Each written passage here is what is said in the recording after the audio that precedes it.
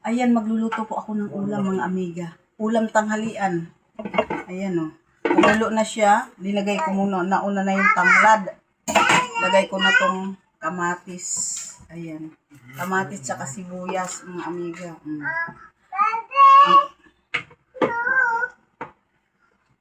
Ayan.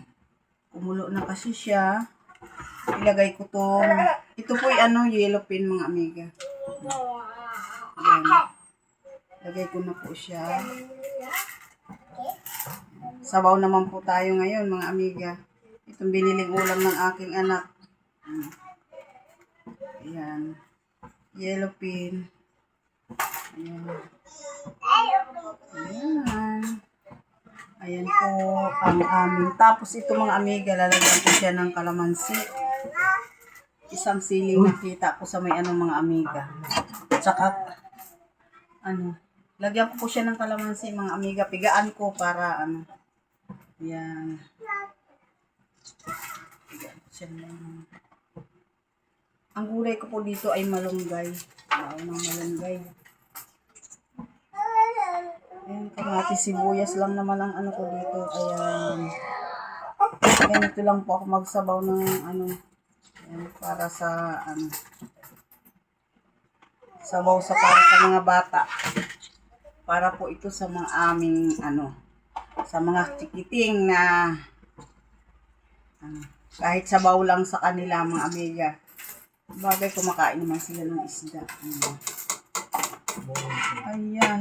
Silit na yung malunggay.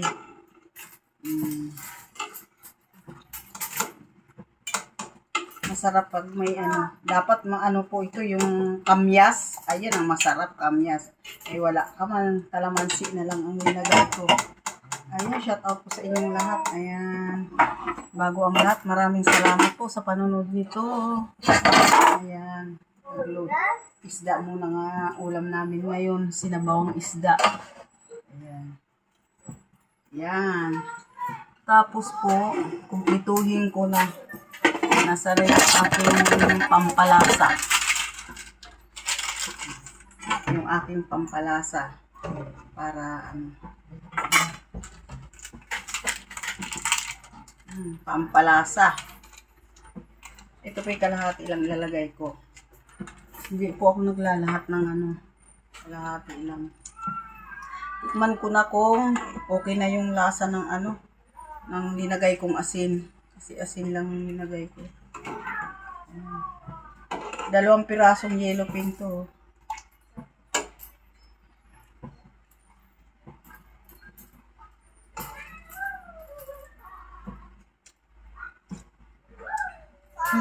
Lumasa yung kalamansi, kaya lang kulang pa sa asin mga amiga.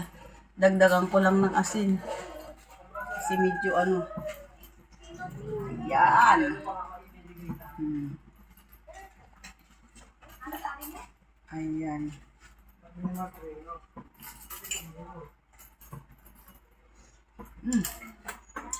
Okay na po mga amiga. Ilalagay na natin yung malunggay.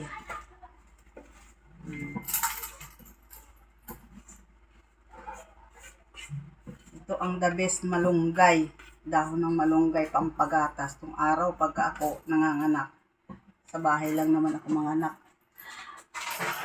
Malunggay at saka yung dinagang tinulang isda, tinulang manok, nako, puro malunggay.